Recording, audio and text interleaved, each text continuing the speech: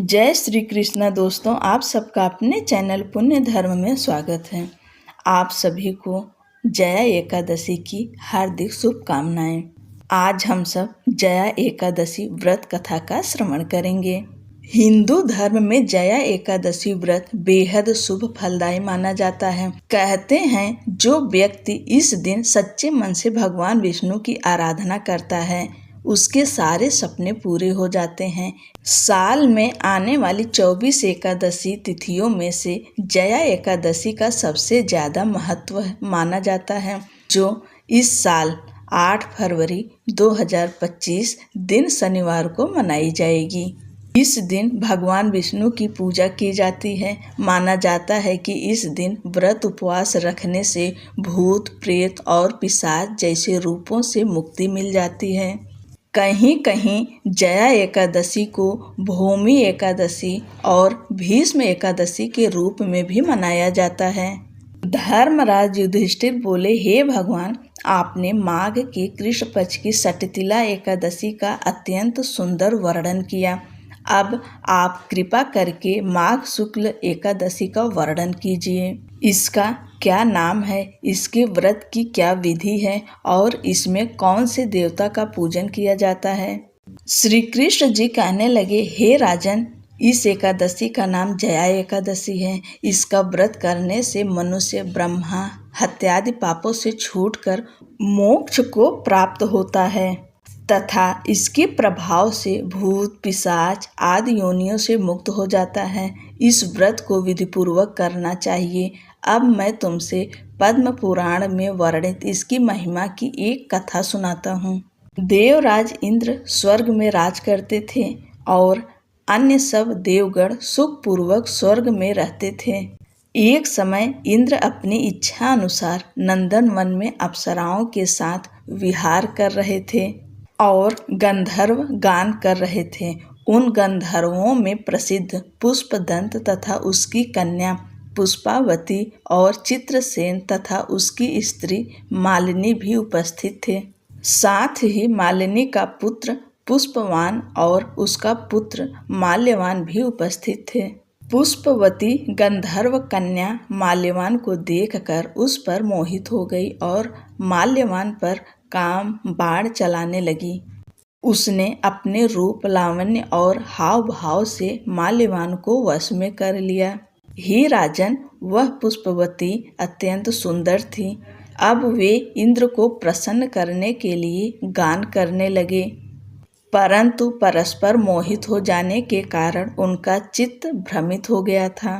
इनके ठीक प्रकार न गाने तथा स्वर ताल ठीक नहीं होने से इंद्र इनके प्रेम को समझ गए और उन्होंने इसमें अपना अपमान समझकर उनको श्राप दे दिया। इंद्र ने कहा, हे मूर्खों, तुमने मेरी आज्ञा का उल्लंघन किया है, इसलिए तुम्हारा धिक्कार है।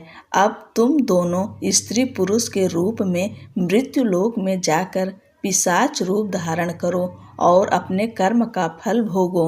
इंद्र का ऐसा श्राप सुनकर वे अत्यंत दुखी हुए और हिमालय पर्वत पर दुखपूर्वक अपना जीवन व्यतीत करने लगे। उन्हें गंध रस तथा स्पर्श आदि का कुछ भी ज्ञान नहीं था। वहाँ उनको महान दुख मिल रहे थे। उन्हें एक क्षण के लिए भी निद्रा नहीं आती थी। उस जगह अत्यंत शील था, इससे उनके रोंगटे खड़े रहते और मारे शीत के दांत बजते रहते। एक दिन पिशाच ने अपनी स्त्री से कहा कि पिछले जन्म में हमने ऐसे कौन से पाप किए थे जिससे हमको यह दुखदायी पिशाच योनि प्राप्त हुई। इस पिशाच योनि से तो नरक के दुख सहना ही उत्तम है, अतः हमें अब किसी प्रकार का पाप नहीं करना चाहिए। इस प्रकार विचार करते हुए वे अपने दिन व्यतीत कर रहे थे। दैव्य योग से तभी माघ मास में शुक्ल पक्ष की जया नामक एकादशी आई।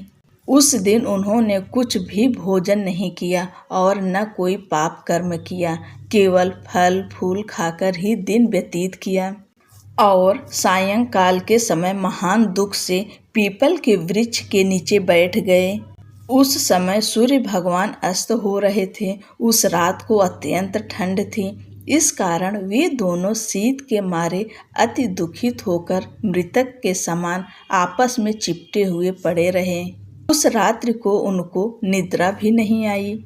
हे राजन, जया एकादशी के उपवास और रात्रि के जागरण से दूसरे दिन प्रभात होते ही उनकी पिशाच योनि छूट गई। अत्यंत सुंदर गंधर्व और अप्सरा की देह धारण कर सुंदर वस्त्राभूषणों से अलंकृत होकर उन्होंने स्वर्गलोक को प्रस्थान किया। उस समय आकाश में देवता उनकी स्तुति करते हुए पुष्प वर्षा करने लगे।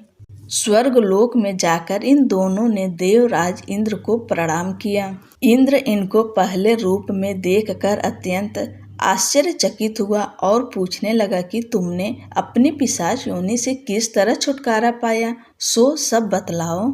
माल्यवान बोले कि देवेंद्र, भगवान विष्णु की कृपा और जया एकादशी के व्रत के प्रभाव से ही हमारी पिशाच देह छूटी है। तब इंद्र बोले कि माल्यवान, भगवान की कृपा और एकादशी का व्रत करने से न केवल तुम्हारी पिशाच योनि छूट गई, वरन हम लोगों के भी वंदनीय हो गए, क्योंकि विष्णु और शिव के भक्त हम लोगों के वंदनीय हैं। अतः आप धन्य हैं। अब आप पुष्पवती के साथ जाकर विहार करो। श्री कृष्ण कहने लगे कि हे राजा युधिष्ठिर, इस जया एकादशी के व्रत से बुरी योनि छूट जाती है। जिस मनुष्य ने इस एकादशी का व्रत किया है उसने मानो सब यज्ञ, जप, दान आदि कर लिए। जो मनुष्य जया एकादशी का व्रत करते हैं वे अवश्य ही 1000 वर्ष तक स्वर्ग में वास करते हैं। बोलो लक्ष्मी नारायण की जय। दोस्तों, आप सभी को जया एकादशी की हार्दिक शुभकामनाएं और आप सब चैनल को लाइक शेयर कर दीजिए और सब्सक्राइब करना ना भूलें। राधे राधे।